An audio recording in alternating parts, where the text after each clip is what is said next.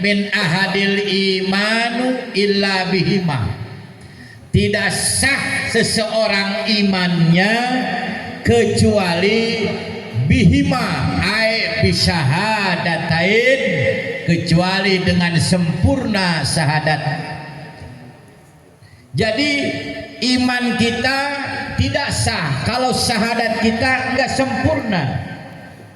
Iman kita bisa enggak sah kalau syahadat kita fasid, rusak. Iman kita enggak sempurna kalau syahadat kita rusak. Maka iman kita bisa tergolong kategori iman munqati apabila syahadat kita tidak diketahui maknanya. Apa itu iman munqati? Dia sholat, dia puasa, iman kepada Allah, tapi isi kandungan syahadatain tidak tahu, tetap nyebur ke neraka. Nauzubillahi min. Nah, kita cairkan malam ini jamaah supaya syahadat kita paten, supaya syahadat kita kagak rusak, supaya syahadat kita kenal dengan mafasidus syahadat, keruksakan syahadat. Kita dari dulu cuma mengucapkan doang, ya, mak bapak kita muslim, kita muslim, cukup 2 kalimat syahadatnya di dalam sholat. Ataupun orang mau akad nikah, naib suka membacakan 2 kalimat syahadat. Kalau orang udah baca 2 kalimat syahadat, itu masuk agama Islam, tapi belum kapah. Nah, oleh karena itu dicairkan oleh keterangan Imam Nawawi dan Imam Rafi'i dan Imam Ghazali dan pengarang Sulam Taufik Syekh Nawawi Al-Bantani dalam kalimatnya, wa ammal muslimuna fayajibu alaihim as-subutu bihi ala dawam fi jami'il awqati wal aqwam. Adapun orang muslim dan muslimat, muslim laki-laki dan muslim perempuan, berikut banci laki-laki dan banci perempuan. Begitu ngajinya. Jangan kalau ngaji baca kitab jangan fokus 1 kalimat doang, kudu cerdas. Wa amal muslimuna berarti ngikut perempuan, ngikut banci perempuan, banci laki-laki gitu. Payajibu wajib alaihim kepada muslim as-subutu ay ar-rusuhu, harus sejelas-jelasnya, seroseh-rosehnya ala dinil Islam, memegang agama Islam. Jangan pagi kafir, sore muslim, sore pagi kafir. Ini nggak boleh. Nah, di mana alat dawam dari semua waktu kita had balik sampai kita akhir hayat, Islam harus sempurna dan sejelas-jelasnya.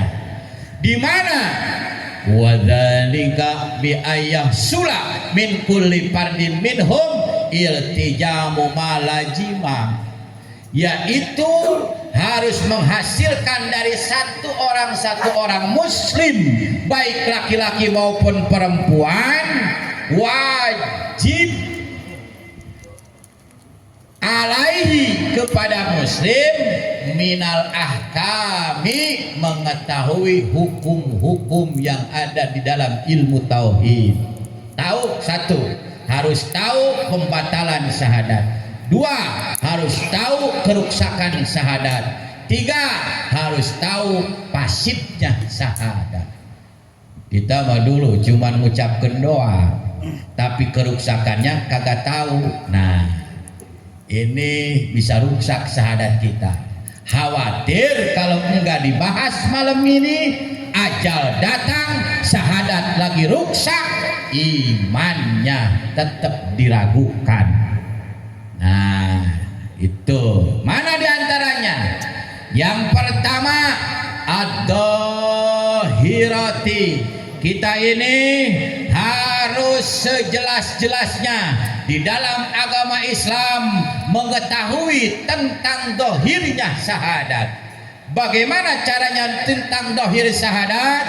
Yang pertama, asyhadu an la ilaha illallah, menekadkan, meyakini, mengakui la ilaha, sesungguhnya yang ada yang wajib kita sembah, la nabi ilaha manfi illa isbat Allah musbat.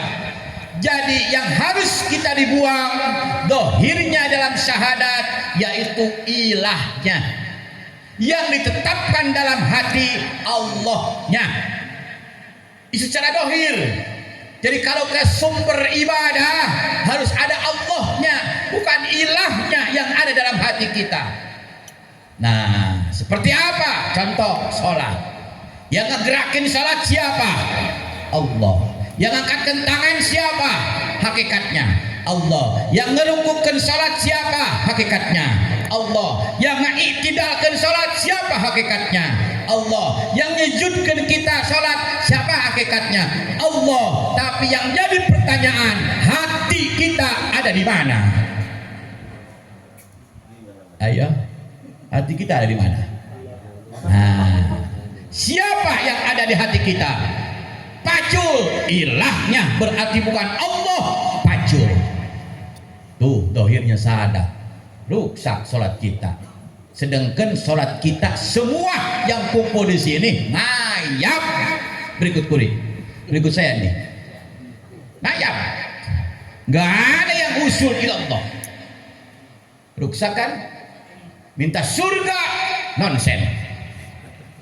Jauh untuk masuk surga. Nah, itu jamaah.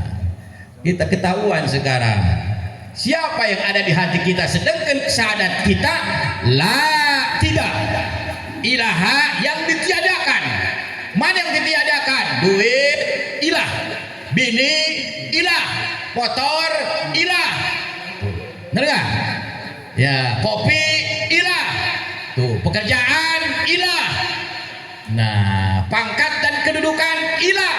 Buang semua waktu sholat. Yang ada di dalam hati, isbatkan, tetapkan Allah. Nah, kan sulit. Benar enggak? Sulit. Tapi ngayap. Ya jangan orang-orang yang ngomong nih, yang suka baca kitab nih. Allahu Akbar, paseh dua iftitah, ini wajah tuh wajhiya lilladzi fataras samawati wal ardh. Aku menghadap kepadamu ya Allah, bibir doang, hati mah bukan wajah tuh ilallah, wajah tuh ila nasi, wajah tu ila duit, wajah tu ila pacul, wajah tu ila bini. Kadabta, bohong sholatnya. Tuh rusak sholat kita. Nauzubillahimin. Masya Allah, kalau kita seumur-umur begini, kapan kita muselamatnya? Kalau kiai kan sulit itu mah, orang-orang bisa. Kenapa kita nggak bisa? Nah, ayo kita ini kalau kita pengen sholat kudu rasa dilihat sama Allah, rasa didengar sama Allah, rasa digerakin sama Allah. Kudu begitu. Coba kalau sholat rasa dilihat sama Allah, malu hati kita, belok ke sono, belok kemari, malu.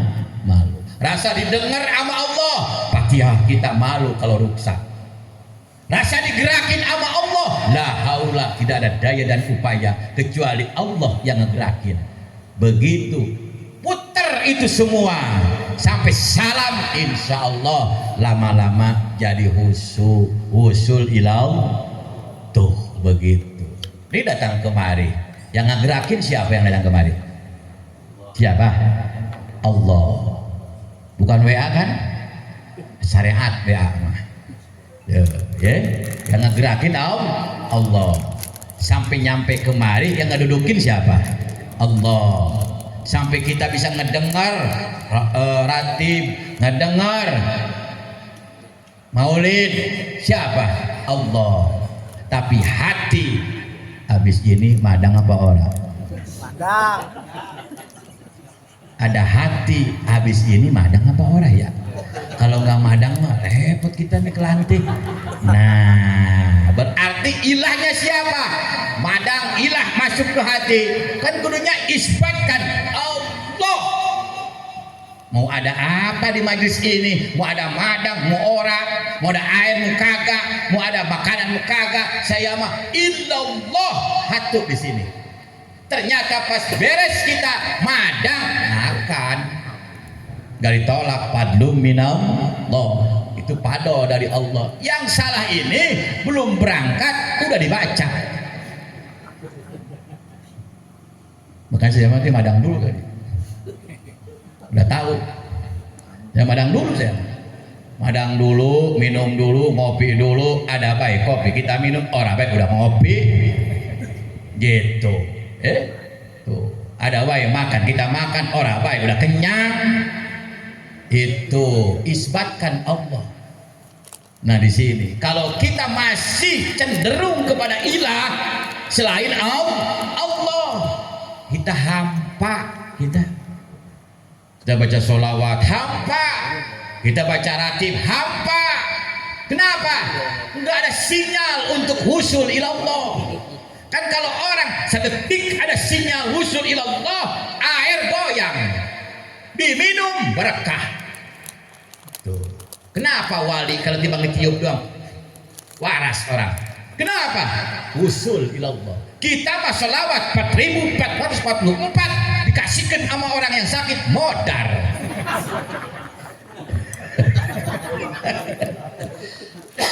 Emang sampai mati. Begitu ampuh, wali ampuh. Kenapa? Udah usul kepada Allah. Sedetik kita lagi baca sholawat, usul sama Allah, air goyang, masukkan ke orang yang lagi sakit, waras, masukkan ke orang yang gundah gulana, tenang. Kenapa kita mah orang yang bangkrut malah bangkrut? Nah begitu, nggak usul ilallah. Tuh dohirnya tuh, dohirnya. Yang kedua, wal batina, tuh batinnya syahadat pun harus tahu. Mana isi kandungan batinnya? Tetap la ilaha illallah. Tetap ilahnya jangan dimasukkan kepada hati, yang isbatkannya yaitu Allah. Kiai ilmu yang ngilmuin Allah, yang bisa ngomongkan Allah hakikatnya. Hati kudu isbatkan Allah, jangan pandangan manusia, jangan ada iming-iming lain kecuali Allah. Begitu. Ini mah belum apa-apa, belum ngaji udah dihargain.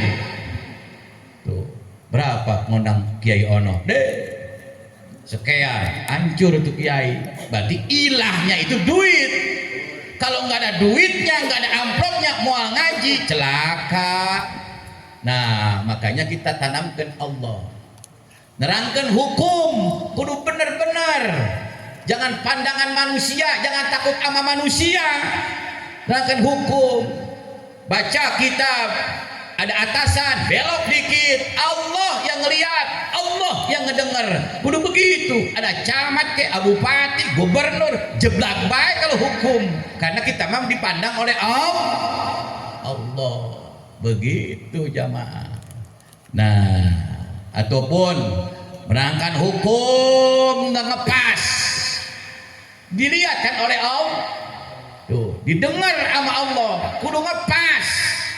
Si pembaca kitab, si mubalig, si kiai, ustad, kudu ngepas, ngerep dengan aturan yang diatur oleh Allah dan baginda Rasulullah Sallallahu Alaihi wasallam. Kan mending kalau air diminum orang, mending, benar nggak? Bensin diminum motor, mending. Yang salah itu bensin diminum orang, air diminum motor. Modar semua. Hukum kudu begitu, kudu lurus hukumnya. Nih contoh. Nah, al-qawaid at-tamsil mukal qawaid mudihun bil qawaid. Contoh itu untuk menjelaskan kaidah. Ya. Kita ngomongnya untuk santunan yatim. Ngomongnya kan yatim yang dijual. Kenapa buat tenda? Kenapa buat panggung? Kenapa buat konsumsi? Kenapa buat penceramah? Belok ke hukum, malu sama Allah. Tinggal tunggu pertanggungjawaban di yaumul kiamah. Kudu lurus. Kalau hukum kudu lurus. Buat yatim ya yatim. Kita mau ada acara, minta lagi ke masyarakat. Buat panggung, buat mubalik, buat konsumsi. Ini membuat yatim, khusus buat yatim. Tanggung jawab di yaumul kiamah. Karena bulak belok hukumnya. Mending kalau air diminum orang, mending bagus. Kalau bensin diminum motor, bagus. Kalau air diminum motor, lah mati. Tuh, kudu lurus. Kalau kudu ada adresnya, lurus adresnya. Ini buat apa? Santunan yatim, Pak. Ya, yatim. Yang dijualin kan yatim. Benar enggak? Yang dijual yatim. Yatim dikasih yang tadinya dapat 60 juta dipotong 30 juta buat asarana dan acara.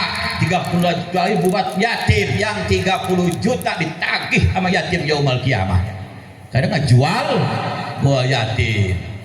Ya, bi butunihim naro. Maksiat yang paling hebat yaitu maksiat perut. Wa qala ulama, apa itu maksiat perut? Aklul yatama, memakan harta yatim. Nyebut buat yatim, hasil dananya dimakan oleh sang kiai. Kiai mah nggak salah diundang ini yang ngasihnya, yang ngasihnya. Yang madang nggak salah, yang ngasihnya. Tuh, yang memberikan satu arahan. Boleh dah, nggak apa-apa. Ini sama-sama yatim ini, nggak bisa dong. Ada dua duit yang harus nggak boleh bercampur. Satu, duit masjid. Kedua, duit yatim. Nggak boleh dicampur adukan. Duit masjid seperak pun awas hati-hati. Ya, jangankan duitnya, kenteng hatu jatuh, ada sempreknya segini gini, tenggorkan ke anjing, kudu ambil lagi itu kenteng, bawa ke masjid taruh. Kita mah gelas masjid dibawa ke rumah buat ngopi.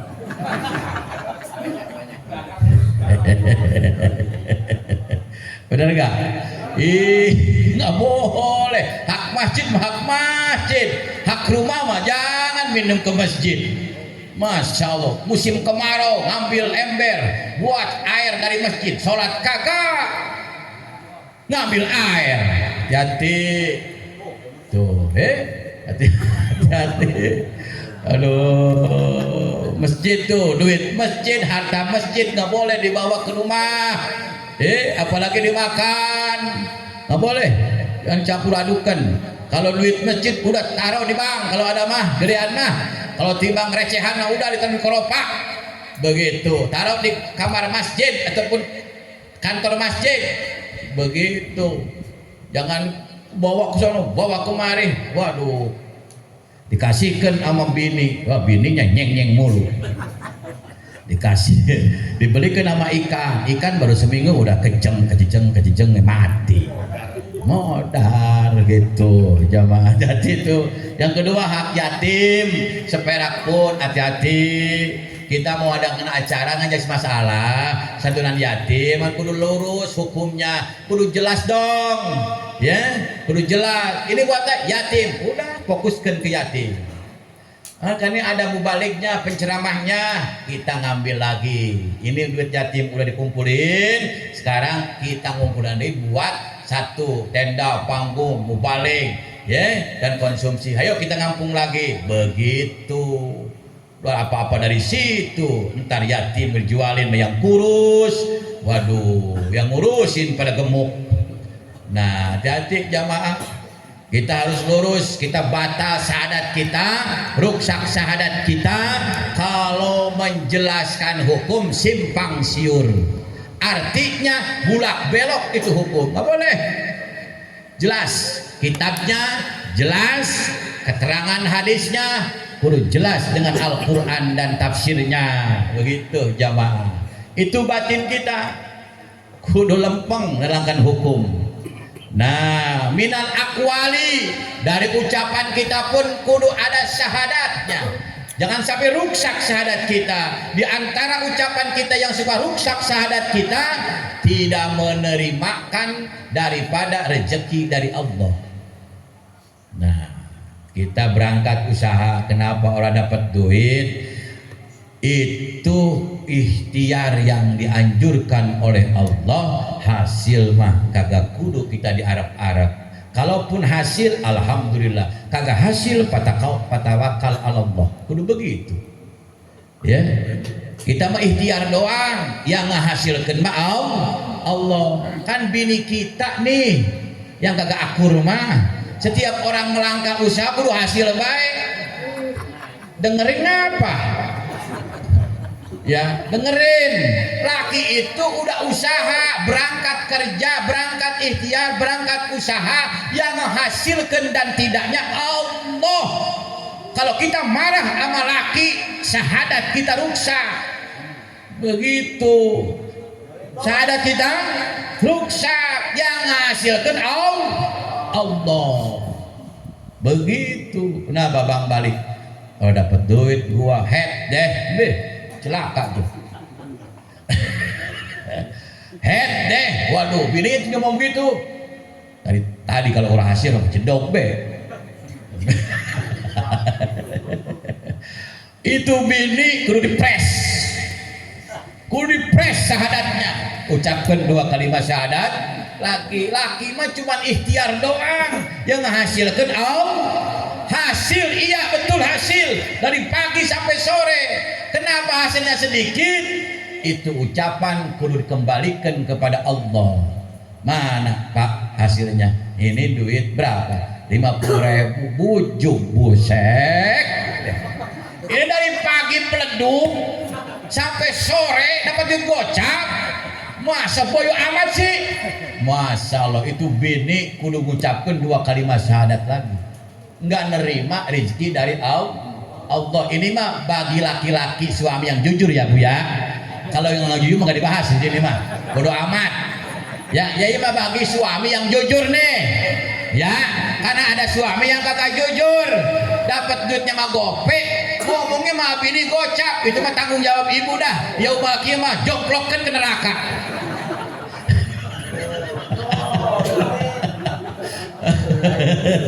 Ini bagi suami yang jujur, betul adanya, hasilnya cuma 50.000, cuman bininya nggak nerima dari rezeki dari Allah, hakikat dari Allah, syariatnya tangan suami.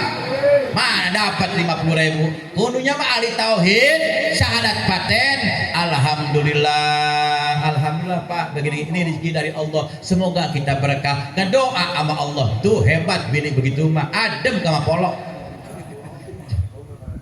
Iya, adem, polo suami adem. Alhamdulillah punya bini adem amat ini ya. Tuh tenang dia begitu. Kalau begini, waduh cuman gocap. Masya Allah, jangan ngopi ya. Jangan madang ya, madang sama garam.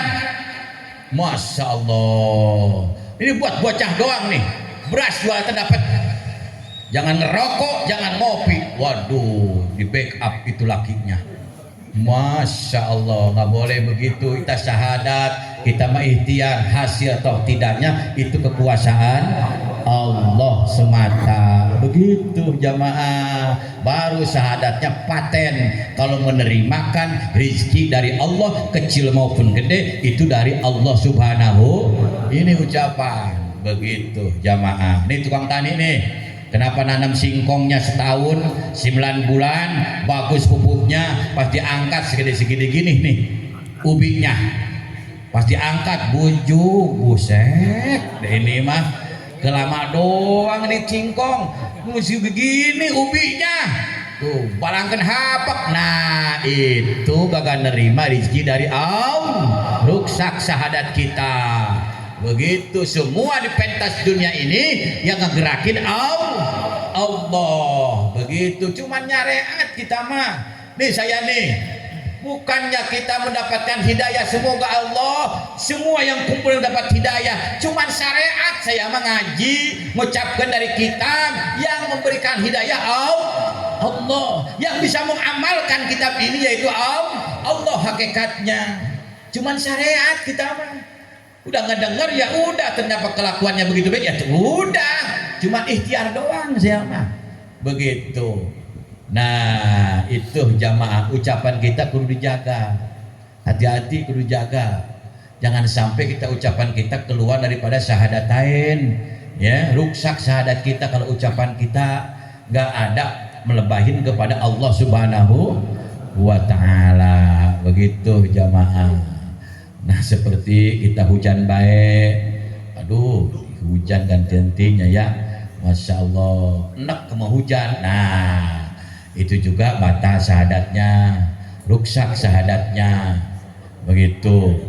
Ataupun ucapan tahkirul makhlukin, menghinakan kepada makhluk, itu bisa ruksak syahadat kita. Semua yang diciptakan di alam dunia ini yang menciptakan Allah. Ada wadonnya hitamnya pendek, kita umpamanya ini datang deh itu aspal ya jalan ya itu dia juga nggak mau, dia hitam nggak mau, dia pendek nggak mau. Yang nyiptakan siapa? Allah. Kekuasaan. Kenapa makhluk sama makhluk menghina? Yang menciptakan juga nggak menghina. Kita sama-sama makhluk terus saling menghormati. Ini mah kagak ada lutung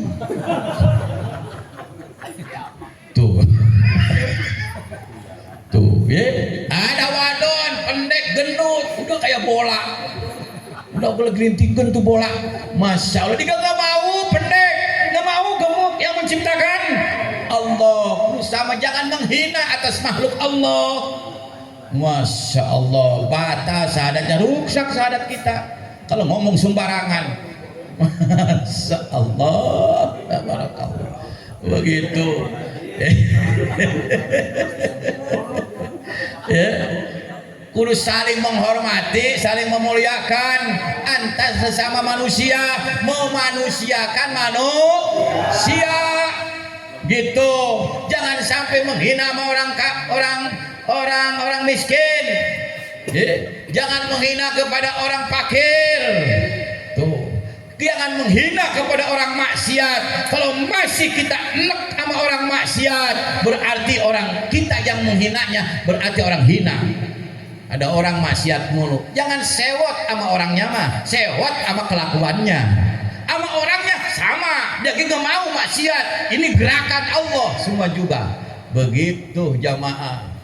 Ini mah kagak. Ada teman kita di jamaah hajatan, ada maksiat di dalamnya, di hajatannya. Ada pamilis 2 hari 2 malam. Masya Allah, diundang kita umpamanya, kenapa nggak datang? Deh, ada maksiat sih. Jangan, kita mah menghormati orangnya. Kalau kelakuannya jangan diikutin. Nih, ada wanita-wanita malam, jangan sewot sama dia mah, sama jenisnya manusia.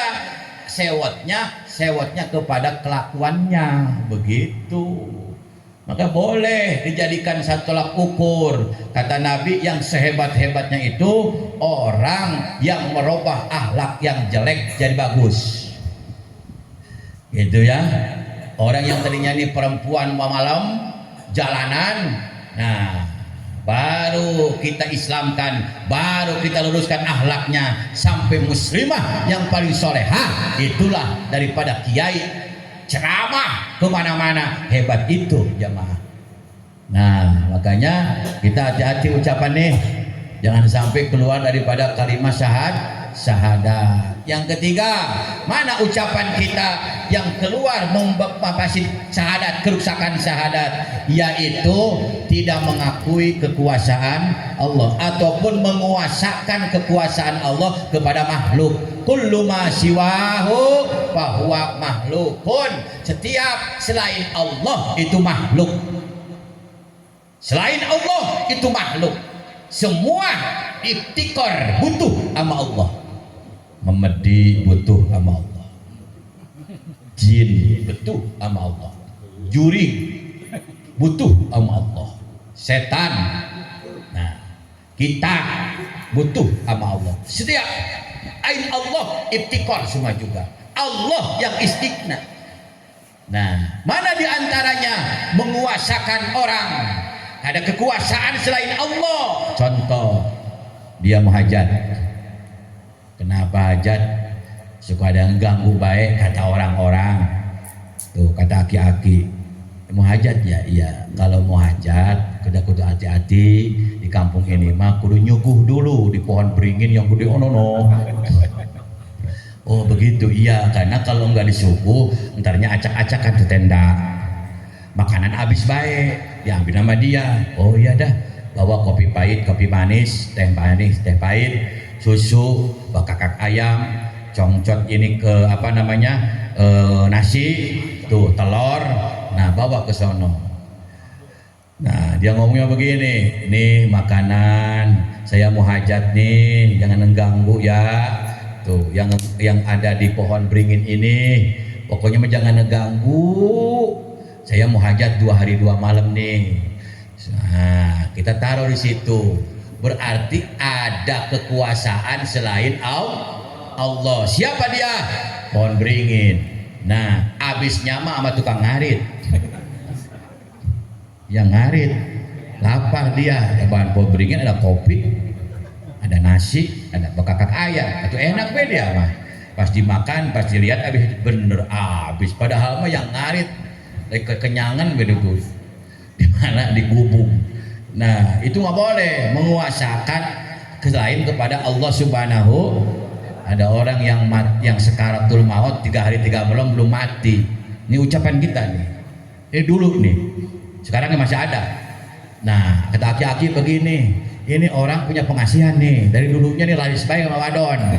Nih wadon manapun udah nyantel lah baik, punya pengasihan, nih, susah mati nih. Ya punya pemakai ini mah kudunya digebukin digeprak pakai daun kelor. Nah begitu, itu bocah ngambil daun kelor tuh gua pelapa, udah geprakan ke situ dan juga mati. Nah aki-aki tuh kenapa digeprakan? Ijroil ngambil tuh sama Allah. Ijroil tarik geprakin mati tuh kata gua dari kemarin mah daun kelor digeprakan mati, berarti Ijroil apes boyo. Bener gak? Kalah sama daun kelor. Coba syahadat kita kalau begitu bukan rusak. Iya karena abudu wa iya karena daun. Waduh celaka itu. Na'udzubillahi min dzalik kita gitu. Ya, Ijroil mah udah, kalau Ijroil Allah yang punya kuasa semua juga. Mau bisa melebihi daripada manusia, sehebat manusia juga mau bisa. Begitu. Kita mah Allah istighna, Datman yang maha kaya. Kita mah iftikor, sekaya-kaya kita butuh sama Allah. Begitu jamaah. Nah, ucapan kita kudu dijaga. Puyeng kita nih, kepala kita.